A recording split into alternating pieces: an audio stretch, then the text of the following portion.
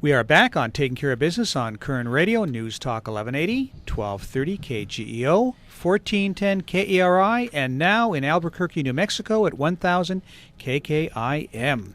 Our in-studio guest is Heather Haro from the Jeremy Staat Foundation. Heather, you made a comment about how veterans are different now than they were, say, the World War II generation.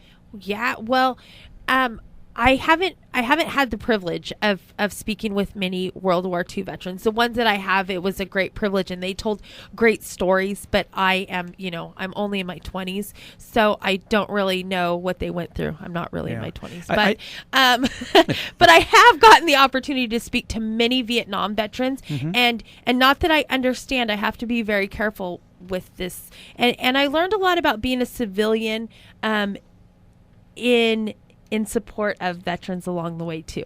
So I spoke with many Vietnam veterans and these younger guys. And the Vietnam veterans today are honestly just trying to make it better for these guys coming home. But there's a generational gap, and that's what we're trying to fill. But the fact remains that there is. These guys are coming. We went to Clarksville. Clarksville is where Fort Campbell is. And the boys there were getting ready to deploy. And in that particular stop, we stayed there almost 3 days. We got to visit with the whole town. It was during their festival. And we seen people walking around absolutely blank. Just blank stares. These men holding brand new babies with blank stares. Moms screaming at their kids over silly things like hot dogs. And I don't bring this up in judgment. It's just the fact that these boys are going back for 7 and 8 times without having the support. And that whole town is basically the Army base. Right. And they're crushed. They're being sent over there 7 and 8 times, and you can see in their faces that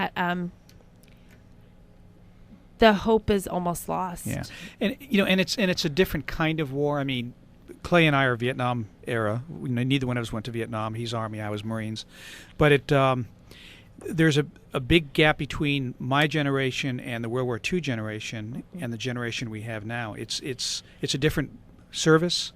We're a lot more technical. We're a lot more of a strike force than we were in my day, than we were in World War II. So there's a lot of different issues there. I want to jump to something else because we've only got about 8 minutes with you. You guys, your organization, Jeremy's organization, you're looking at a really, what I think is an incredible project. It's the Marine Reserve Base that's on Chester, and you're looking at trying to take that over. What's going on with that base? We really Tell are. us about it.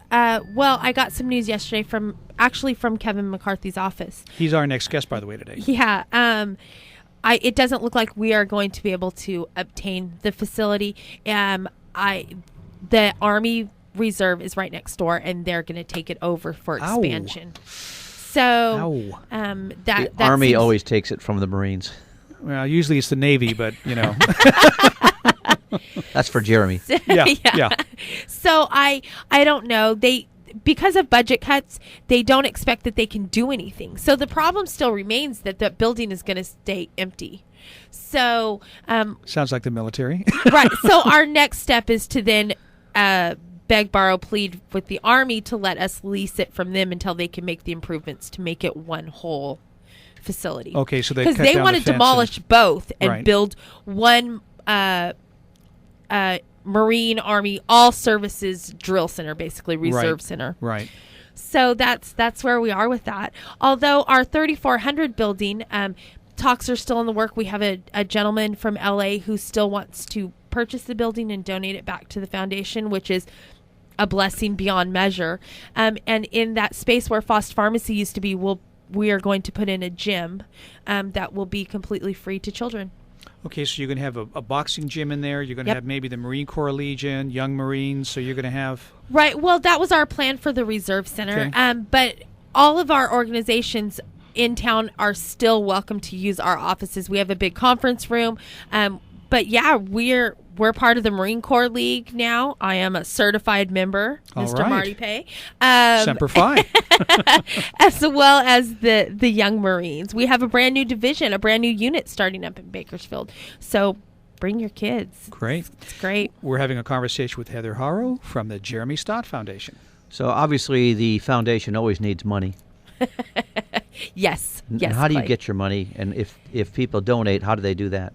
They can go to our website. We have a donate button on there, PayPal, just like everybody else.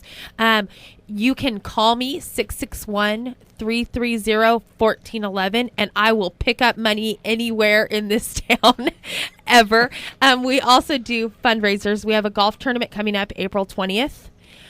And then we're trying our hand at this grant writing thing, which, it is a tough process, but I mean, there's just no money anywhere. So we're working on being creative, finding new ways to get the money to give it back to the community. So April 20th is the golf tournament. Where's that going to be held? We're not sure yet. So it's really put together well. Excuse me, sir. It's in the early stages. If you would like to come find a place, we are looking for committee members right now. That's not sir. That's a Clay. So no, if you would like to be on the committee, call Kent Thomas. He is our volunteer coordinator, and his number, you can reach him at our office, 661-330-1411. We could use money donations. We could use volunteers in general.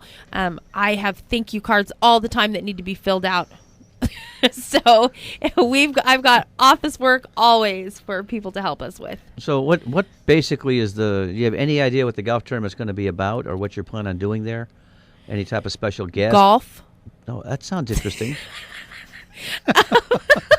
Clay, I think you need to be on that committee. I think you need to give Ken a call. No, I need help. I've never Apparently. put on. Well, I'm sorry. Is this beat up Heather hour? Is this where you guys are getting back at me? We're getting back at you for all of the stuff I gave to you. No, it's very early in the planning stages. I need committee members. I need help. I don't even know how to play golf. If that tells you where we're at in this whole thing. I'm not that surprised, but when you only have one eye, golf isn't a good sport. Hold on one second. Right. Okay.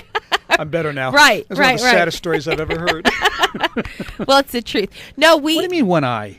I only have one eye. What? I'm looking at you. You have two eyes? No, I have one working eye. Did you ever listen to my show, Marty Pay? I'm not much on Westerns, but no. Greg Hild was my one eye, a part of my show regularly. One eye? So that's why you kept on saying, I'll keep an eye out for you. Yes, because it's the good eye. Okay, I didn't it's understand. The good eye. Okay. So back to reality. So the golf tournament, no, we need help. We're looking at, obviously, one of the 3 major courses in town. And then we will go from there. If you have any ideas, if you can help me with this at all, we are in need of committee members. And what other events have you got coming up? Maybe a dinner or a lunch that I could help you with? Sure. What day do you want to plan it? No, let me tell you. Kind of on the let run. me tell you, we have a lot of exciting stuff coming up, and for all of this time, it's been Jeremy and I.